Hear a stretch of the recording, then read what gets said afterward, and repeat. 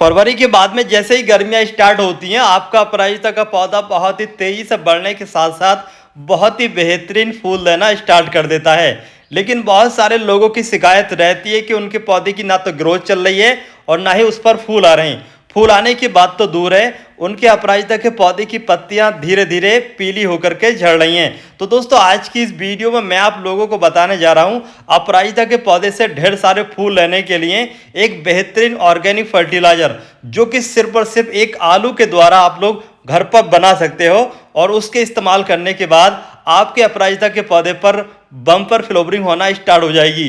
जिस तरीके से हमारे इस अपराजिता के पौधे पर चल रही है, हमारा ये अपराजिता का पौधा आप लोग देख सकते हो पूरा का पूरा फूलों से ढका हुआ है और बिल्कुल ग्रीन और हेल्थी होने के साथ साथ बरगद की तरह है। बहुत सारे लोग कहते हैं ना कि भाई अपराजिता का पौधा एक बेल वाला पौधा है, इसको घना कैसे कर लिया आपने।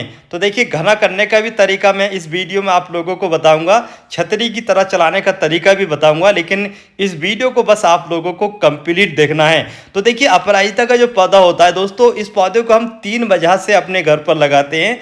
पहली वजह नॉर्मल होती है, जो हम सभी गार्डनर चाहते हैं, जो प्लांट लवर होते हैं वो सभी चाहते हैं कि उनके घर पर जो अपराजिता का पौधा है वो अच्छे फूल दे, इस वजह से भी इस पौधे को लगाते हैं। लेकिन दूसरी सबसे बड़ी वजह होती है, ये एक धार्मिक पौधा भी माना जाता है, तो धार्मिक हिसाब से भी इस पौधे को अपने घर पर सभी लोग लगाते हैं। लेकिन इसके अलावा इसके बहुत सारे हेल्थ बेनिफिट भी होते हैं, इस वजह से भी अपराजिता के पौधे को घर पर लगाना पसंद किया जाता है। तो आप लोगों ने हेल्थ बेनिफिट के हिसाब से, धार्मिक हिसाब से या इसके अलावा इसके फूलों के हिसाब से इसको लगा रखा है।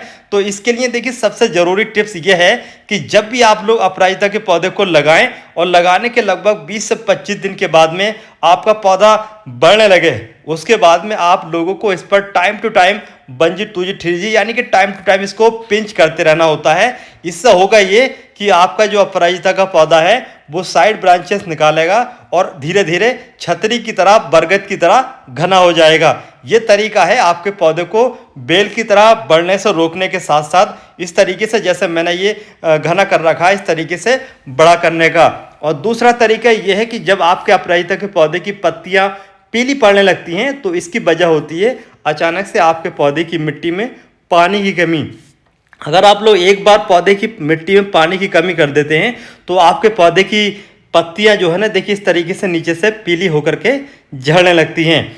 तो अब आप लोगों को दिखाना चाहते हैं कि हमारा जो ये अपराजिता का पौधा है, हमने इसकी नीचे की जो ब्रांचेस हैं, साइड ब्रांचेस, उनको इस तरीके से कट कर दिया था, लेकिन 1-2 ब्रांच और निकल चुकी हैं, तो इनको हम इस तरीके से हटाते रहते हैं जिससे कि जो नीचे की ब्रांच है वो मोटी हो जाएं। इसके अलावा देखिए, अनवांटेड पौधे, घास वगैरह या सूखी पत्ती होती है, इनको हमें टाइम टू टाइम हटाना पड़ता है। इसके अलावा अक्सर जो स्नेल होते हैं वो आपके पौधे की जड़ों को कट करते रहते हैं, जिससे पौधा अचानक से सूख सकता है, पत्तियां पीली कर सकता है। तो गमले के बॉटम साइड पे आप लोग अर्ली मॉर्निंग जरूर चेक करें कि वो कीड़े तो आपके पौधे की मिट्टी में नहीं है। अगर हैं तो उनको आप लोग उठा करके अपने गार्डन से दूर फेंक सकते हैं। इस तरीके से भी आप लोग अपने पौधे की पत्तियों को पीला होने से बचा सकते हैं और नीचे की ब्रांचेस काटने से आपके पौधे की जड़ों तक धूप पहुंचेगी। इससे आपके पौधे की टहनियाँ और पत्तियां मजबूत होंगी और एरेशन का जो सिस्टम है वो अच्छा रहेगा।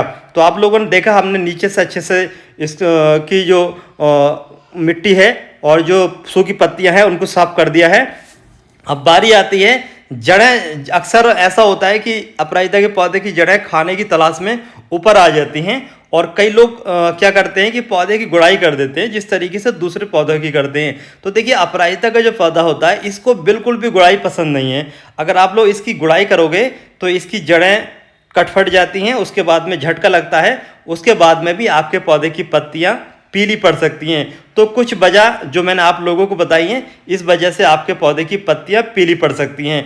तो अक्सर आप लोग हर 15 से 20 दिन के अंतराल पर इस तरीके से सफाई करके 1-2 इंच मोटी लेयर मिट्टी की डाल दें, जिससे कि जो ये जड़ें दिख रही हैं ये ढक जाएं। इसके अलावा देखिए, मैं आप लोगों को कीड़े दिखाना चाहता हूँ। देखिए, ये स्नेल जो होते हैं ना, यहाँ पर आप लोग साफ देख रहे होंगे, इस तरीके के जो स्नेल होते हैं इनको आप लोग बीन करके जरूर अपने गार्डन से दूर फेंक दें, नहीं तो ये आपके पौधे की जड़ें कट कर देते हैं, जिससे पौधा खराब हो जाता है। पत्तियां भी खाते हैं, जिससे पौधा देखने में काफ़ी बुरा लगता है।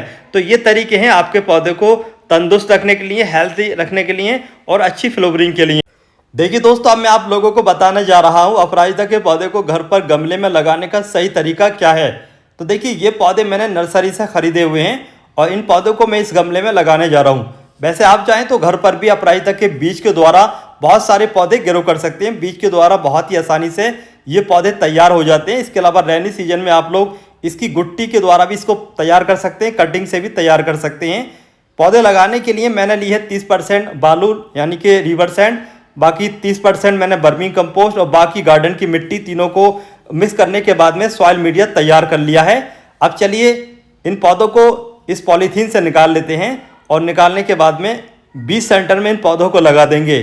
देखिए, अपराजिता के पौधों को बीज से ग्रो करने का जो सही सीजन होता है वो होता है मार्च से लेकर के लास्ट अगस्त या सितंबर तक। आप लोग बीज के द्वारा अपराजिता के पौधों को आसानी से ग्रो कर सकते हैं। तो देखिए, पॉलीथीन से पौधों को निकाल लिया है और जो सॉइल मीडिया हमने तैयार किया था उसी सॉइल मीडिया से हम बाकी मिट्टी ऊपर से भर देंगे और भरने के बाद में पानी देंगे और पानी देने के बाद में अपराजिता के पौधे को डायरेक्ट पूरा दिन की धूप वाली जगह पर रखेंगे, क्योंकि अपराजिता का जो पौधा होता है ये पूरा अच्छी धूप चाहता है, सन लविंग प्लांट होता है। अगर आप इसको ऐसी जगह पर रखोगे जहाँ पर धूप कम मिल रही है तो ऐसे में आपके अपराजिता के पौधे की ग्रोथ बहुत ज़्यादा होगी। पौधा बहुत तेज़ी से बेल की तरह बढ़ेगा लेकिन फूल बहुत ही कम देगा। तो अगर आप चाहते हैं कि आपका पौधा बेल की तरह बढ़ने के साथ साथ ढेर सारे फूल दे तो इसके लिए आपको डायरेक्ट पूरा दिन की धूप वाली जगह पर रखना चाहिए। इसके अलावा देखिए, पहली बार अच्छे से पानी दें जिससे कि नीचे तक की जो मिट्टी है वो गीली हो जाए। पानी कम देने से अच्छे तरीके से जो एयरेशन सिस्टम होता है या जो एक्स्ट्रा पानी है वो नहीं निकल पाता है और मिट्टी ठस हो जाती है। तो बेहतर यही है कि पहली बार अच्छे तरीके से पानी दिया जाए। उसके बाद में जब आपके अपराजिता के पौधे अच्छे तरीके से सेट हो जाएं, लगभग 8 से 10 दिन के बाद में इस तरीके से आपकी हल्की हल्की पौधों की ग्रोथ होना स्टार्ट हो जाए तो ये सही समय होता है पौधों की पिंचिंग करने का और पौधों को सहारा देने के लिए कोई भी बांस की स्टिक लगाने का। बांस की स्टिक के सहारे इनको लगाओगे, चढ़ाओगे तो ये पौधे एक बरगद की तरह एक गुच्छा ले लेंगे और गुच्छे की तरह एक बॉल की तरह बढ़ेंगे और ज़्यादा बेल की तरह इनकी बढ़वार नहीं होगी। तो टाइम टू टाइम पिंचिंग करने के साथ साथ इस तरीके के कोई भी पतले बांस ले लीजिए और इनको सपोर्ट दे दीजिए। तो इस गमले में हम 4 बांस गाड़ेंगे और बांस गाड़ने के साथ साथ इनको हम धागे से भी सपोर्ट देंगे जिससे कि पौधे अच्छे तरीके से ग्रोथ कर पाएँ। तो देखिए, इस तरीके से एक बांस इधर गाड़ा और बाकी के बांस इस तरीके से हमने गाड़ दिए हैं। अब चलिए धागा ले लेते हैं और धागे से बांसों के चारों तरफ धागा लपेट देते हैं। तो देखिए, ये हमने एक वाइट कलर का धागा ले रखा है और इसके लिए आप लोग कोई भी धागा इस्तेमाल कर सकते हैं। तो देखिए, हमने चारों तरफ बांस के ये धागा लपेट दिया है जिससे कि एक अच्छी कैनोपी बन करके आए, एक अच्छा गुलदस्ता टाइप का बन करके आए, जैसे अभी आप लोगों ने देखा था वैसा। अब देखिए, हम इसको कर रहे हैं पिंच। इस तरीके से पिंच करने से साइड ब्रांचेस निकलती है। अब जो साइड ब्रांचेस निकल के आएंगी लगभग 5 से 6 इंच की हो जाएंगी। उसके बाद में उन ब्रांचेस को फिर से पिंच कर दो। इसी तरीके से 3 से 4 बार ये काम जब आप लोग करोगे ना तो आपका पौधा कुछ इस तरीके का हो जाएगा। जैसे ये हमारा, हमने इसमें जो पौधा लगा रखा है दूसरा, ये दूसरी वैरायटी है। ये देखिए, ये डबल नहीं है, ये दूसरा है और जो आपने पहले देखा था वो डबल था। तो ये देखिए, इसको भी हमने बिल्कुल वैसे ही सपोर्ट दे रखी है धागे की। तो इस पर फूल भी काफ़ी सारे आना स्टार्ट हो चुके हैं। पौधा तो आप लोग देख ही लो, बिल्कुल ग्रीन और हेल्थी हो चुका है। तो जैसे अभी आप लोगों को दिखाया हमने जो बांस गाड़े थे, वो पौधा भी इस तरीके से कुछ दिनों के बाद में काफ़ी ग्रीन हेल्थी होने के साथ साथ ढेर सारे फूल देना चालू कर देगा। और जब इसको आप लोग सपोर्ट दे देते हो ना तो बहुत ही अच्छी इसकी फ्लावरिंग रहती है। और धार्मिक हिसाब से तो ये पौधा बहुत ही अच्छा माना जाता है। तो धार्मिक हिसाब से लगाओ, फूलों की खूबसूरती के लिए लगाओ या फिर आयुर्वेदिक के हिसाब से लगाओ, तीनों ही मामलों में ये पौधा बहुत ही इम्पोर्टेंट है। इस पौधे को हर घर पर लगाना चाहिए। तो देखिए, मैंने आप लोगों को इसमें फूल दिखा दिया और अभी ऊपर तक ये बड़ा नहीं है, कुछ ही दिनों के बाद में ऊपर तक बढ़ जाएगा। तो जो नीचे की पुरानी पत्तियाँ होती हैं उनको हटा दें, क्योंकि पुरानी पत्तियाँ बाद में हल्का हल्का पीली भी पड़ जाती हैं। तो नीचे की पत्तियाँ हटा दें, ऊपर का गुलदस्ता बना लें तो देखने में काफ़ी ज़्यादा खूबसूरत लगेगा। अब देखिए, ये ऊपर की जो ग्रोथ आप लोग देख रहे हो, इसको टाइम टू टाइम जैसे मैंने आपको पहले बताया था कि पिंच कर दें, तो इसको पिंच कर दें। इससे होगा ये कि काफ़ी सारी ब्रांचेज निकलेंगी और जब ब्रांचेज निकलेंगी तो फूल ज़्यादा आएंगे। इसके अलावा जिस पौधे की ग्रोथ तेज़ चल रही होती है उस पौधे पर ये फूल बहुत ही कम आते हैं। तो जो पौधा तेज़ी से ग्रोथ कर रहा है उसको पिंच करना बहुत ही इंपॉर्टेंट है अच्छी फ्लावरिंग के लिए। इसके अलावा देखिए वर्मी कंपोस्ट और गोबर की खाद, ये चीज़ जो है ना, दोनों फर्टिलाइज़र आपका पौधा पूरे तरीके से ग्रोथ ले ले उसके बाद में कम कर देना चाहिए। अगर आप लोग हाई नाइट्रोजन वाला कोई भी फर्टिलाइज़र इस्तेमाल करेंगे, चाहे वो गोबर की खाद हो, यूरिया हो, इसके अलावा चाहे वो कोई भी दूसरा फर्टिलाइज़र हो जिसके अंदर हाई नाइट्रोजन का लेवल हो, तो वो पौधा आपके पौधे वो फर्टिलाइज़र आपके पौधे की ग्रोथ को बढ़ाएगा और फूल के चांस को कम कर देगा।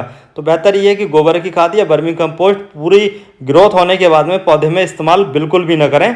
अब चलिए मैं आपको बताना चाहता हूँ आलू और दूसरा जो फर्टिलाइज़र आपको मिक्स करने के बाद में अपने पौधे में इस्तेमाल करना है, वो कब और कैसे इस्तेमाल करना है। अपराजिता के पौधे से भरपूर फ्लावरिंग के लिए सबसे पहले आप लोगों को चाहिए 4-6 आलू के छिलके। अगर 4-6 आलू के छिलके नहीं मिल पा रहे हैं तो एक आलू का भी इस्तेमाल किया जा सकता है। और दूसरे नंबर पर आप लोगों को चाहिए पीली सरसों का पाउडर। देखिए पीली सरसों को हमने घर पर ग्राइंड कर लिया है, इस तरीके से पाउडर बना लिया है और पाउडर बनाने के बाद में इसको हम मिक्स करेंगे। ये जो आप लोग लिक्विड देख रहे हो ये आलू है, आलू को हमने अच्छे तरीके से मिक्स कर लिया है और इस जग में है 1 लीटर पानी। पानी इतना लेना है जितने पौधे की ज़रूरत है। उसके बाद में पूरा का पूरा एक आलू का जो लिक्विड आपने तैयार किया है उसको पानी में मिक्स कर लें और 2-3 चम्मच आप लोगों को पीली सरसों का पाउडर लेना है। पीली सरसों अगर मिल जाती है तो ज़्यादा बेहतर है, काली सरसों का भी इस्तेमाल किया जा सकता है। इसको आप लोग अच्छे तरीके से एक रात के लिए छोड़ दें और सुबह होते ही आप लोग अपने पौधे की मिट्टी में इस्तेमाल कर लें। लेकिन मैं आप लोगों को हैंड टू हैंड डाल करके दिखा रहा हूँ, लेकिन अगर आप लोग इसको एक रात छोड़ दोगे तो रिजल्ट काफ़ी अच्छा देखने को मिलेगा। ये वीडियो से आप लोगों को मुझे लगता है अच्छी हेल्प मिली होगी। वीडियो की जानकारी सही लगी हो तो लाइक कर दो, शेयर कर दो और चैनल में पहली बार हो तो सब्सक्राइब कर लो।